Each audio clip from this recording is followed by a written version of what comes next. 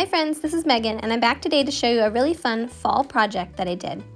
I started with this little ceramic pumpkin.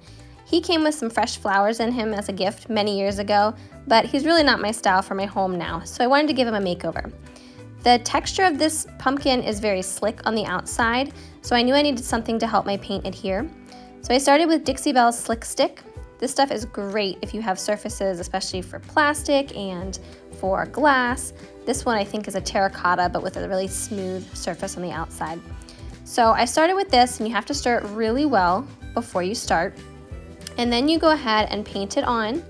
And after the first coat, you wait a couple of hours, and then you could do a second coat, and then I always let it sit overnight, just to make sure that it adheres really well before I put my paint on. And here's what it looks like with 2 coats of Slick Stick. Already looking better with that nice bright white.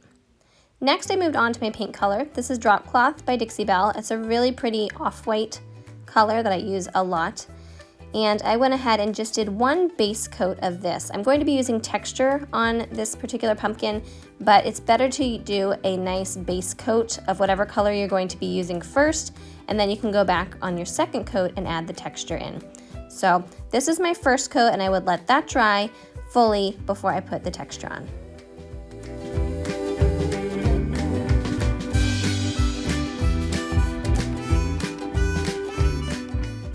Once my base coat was dry, then I went in and added some texture. For this I used Drop Cloth by Dixiebelle and some of their Sea Spray additive, which is just a texture additive. I did just a couple of spoonfuls of the Drop Cloth. I really just eyeball this. Then I added a little bit of the Sea Spray texture, just a sprinkling of it, mixed it together, and you basically want a brownie batter-like consistency. And I put it on with a chip brush because the more texture the better, and chip brushes are great for texture.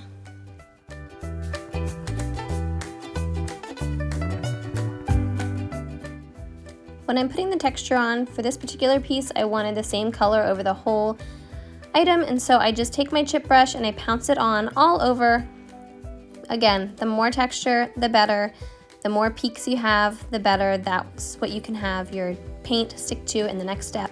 So just have fun. This is my favorite part of the whole process, is just putting all this texture on and seeing how it transforms the piece. So pretty.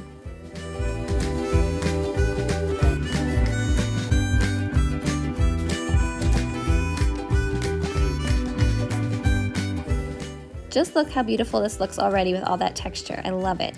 I let this dry completely, and then I go on to dry brushing. For dry brushing, I gathered several colors: Gravel Road, which is a dark gray, Caviar, which is black, and Dried Sage, which is a really pretty kind of greenish brown neutral color. Then I grab my fan brush, and I use this to just dip ever so lightly into my first color. So this color is Gravel Road, which is the dark gray.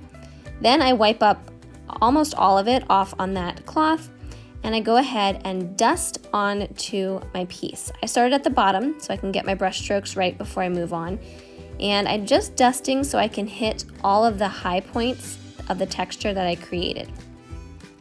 This is probably the most time-consuming piece of the project, but it's the part that makes the most impact.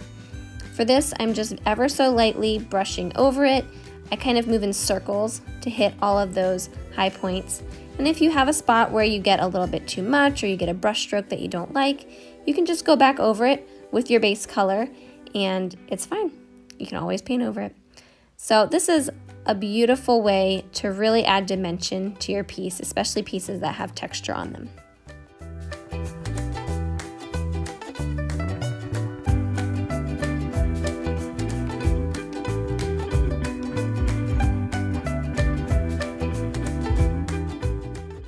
Then I went and I dusted in those little crevices on the pumpkin so I could get some shadowing and add more dimension to it.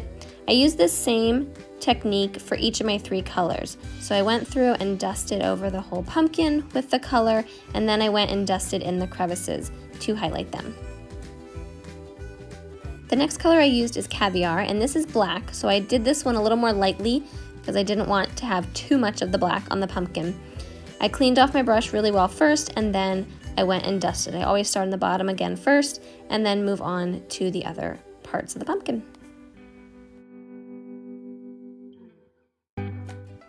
Dried sage is the last color that I used, and I used a little more of this color because it is lighter, and I really love this color. It kind of just dirties up the pumpkin in a more neutral tone.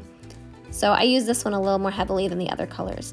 And again, I just did the same technique of dusting the whole piece and then dusting the crevices. Once the piece was completely dry, I grabbed my Easy Peasy spray wax by Dixiebelle and a microfiber cloth or pad. Then I got the Dixie dirt. I love this for shading and just aging a piece, as well as a fine artist brush to use for dusting it on.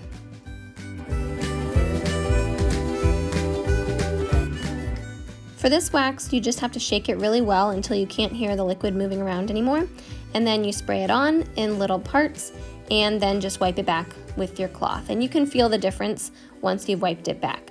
So once it's not wet, but it's still a little bit tacky and hasn't dried completely, then you can put on your Dixie dirt. And for this, you're using just the teeniest amount. This container is going to last me forever and I use it all the time.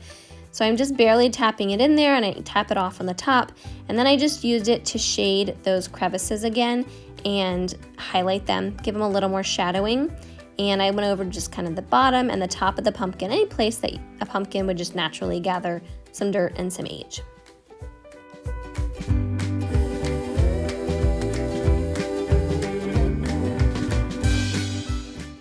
Once the painting of the pumpkin was done, then it was time to jazz it up. I got this floral foam and I had to shave it down just a little bit so it would fit inside the pumpkin.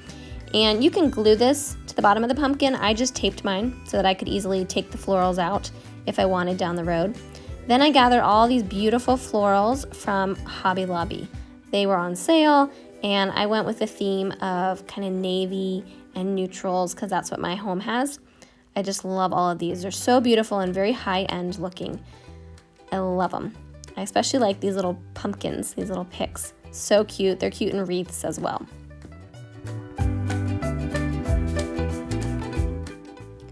Then the next step is kind of just trial and error. I use my wire cutters and I cut down the florals really low. I want this to really look like it's kind of cascading over the side of the pumpkin. And so I stick them deep down into the floral foam and then bend them so they kind of cascade over the sides. And this particular rose right here was my inspiration for the colors in this particular pumpkin. I just love this rose. It's a really beautiful blue. And just one by one, I added them in until I got a really full and beautiful look. I love this little pumpkin, so cute. They have these little picks for every season, all different types, and they're beautiful to use in wreaths as well. If you have a neutral wreath and you don't want to store a bunch of wreaths, just get these little picks and switch them out for the season in your decor. And it's less to store, but really cute. Look how this turned out. How beautiful. So full, so pretty. This could easily be used on a wedding table. Honestly, I kind of want to use it year round. It matches my home so perfectly and turned out beautifully. So I hope you enjoyed this, and let me know if you try a project like this or what you learned.